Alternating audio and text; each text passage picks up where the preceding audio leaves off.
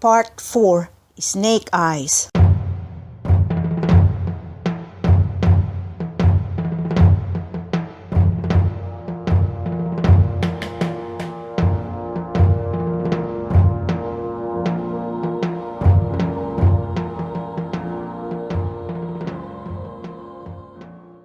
When Roxie woke, it was early morning.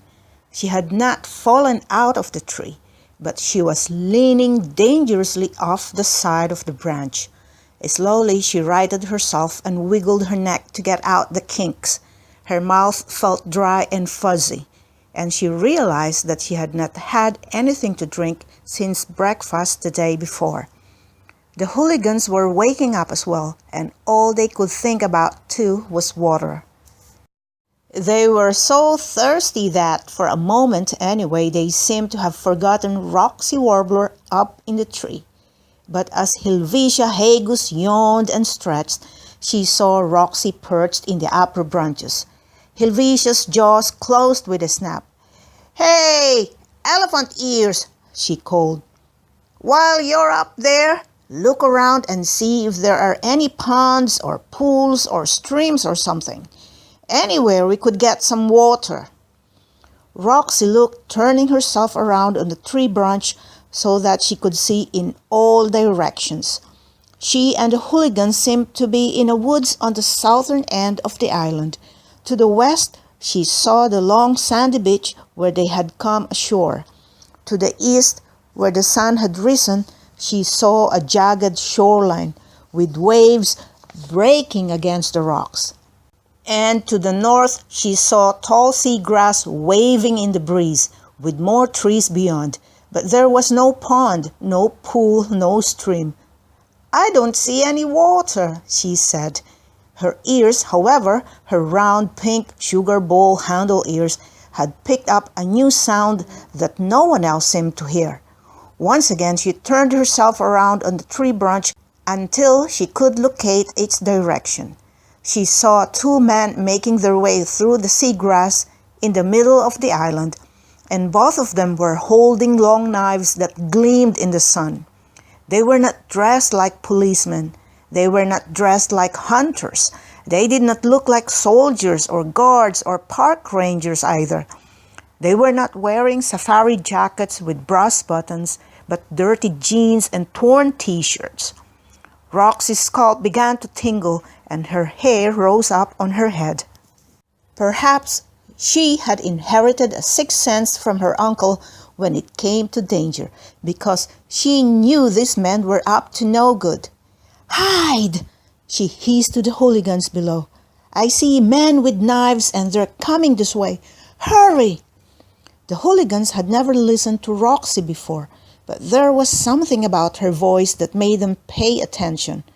Helvetia dived behind a log and covered herself with brush. Simon hid behind a tree. Freddie wedged himself into a hollow stump, and Smoky Joe crawled down a hole and pulled dry leaves in on top of her. Their dull school uniforms helped make them hard to see. "Don't make a sound," Roxie told them. A crow cawed out a warning. A bee made a buzz. A cloud drifted over the blazing sun. And then they all heard it. The scrunch of footsteps coming closer through the trees, twigs snapping, leaves rustling, feet thudding on the damp earth.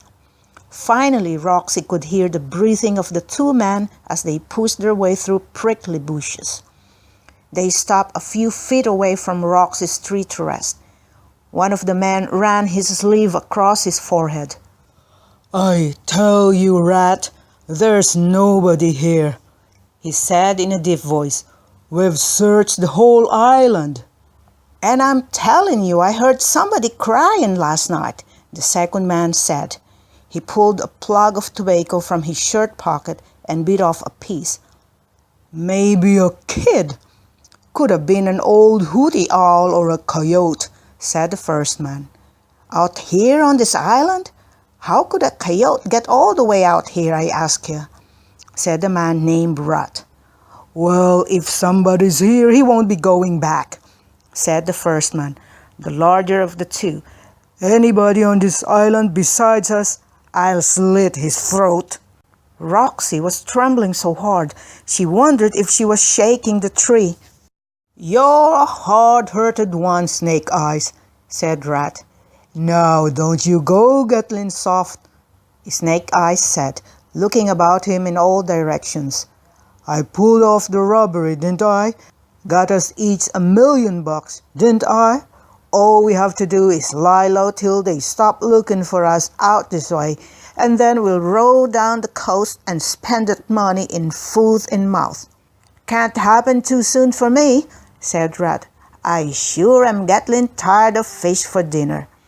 "And we won't even have that if we don't catch some more today," Snake Eyes told him. "Let's go back to camp and get those fishing lines in the water." But the smaller man continued to grumble. "Why'd we bother bringing food with us if we're not gonna eat it, Snake Eyes?" "Because we don't know how long we'll have to stay here, stupid. What if the weather turns bad and the fish don't bite? What if the rabbits get smart and keep away from our traps?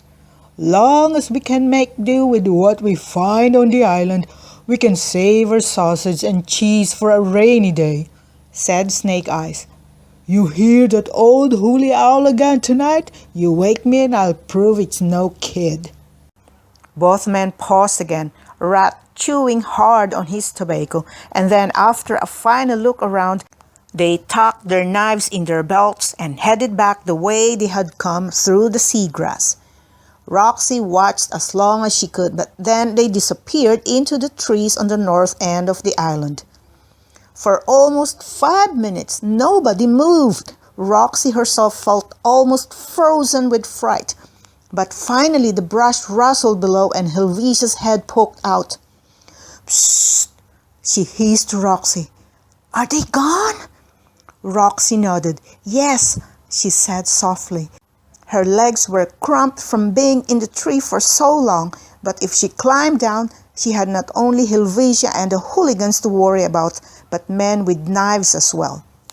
If ever she wished she had her Uncle Dangerfoot's slender cane, which could, in an instant, become a harpoon, a gun, an umbrella, or a walking stick, depending on the circumstances and the weather, it was now. If ever she wished she were as brave as Lord Thistlebottom, it was this very moment.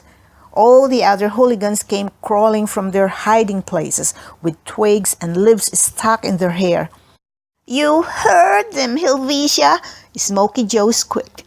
"They've robbed a bank and they're hiding out here." "And they'll slit the throat of anyone they find on the island," whispered Freddy Foots, his voice shaky. Helvetia ran her tongue over her dry lips and looked up at Roxie. "Well, Big Ears, you got us into this. You have any ideas? If you don't and those men come back, we'll make sure you're the first one they catch."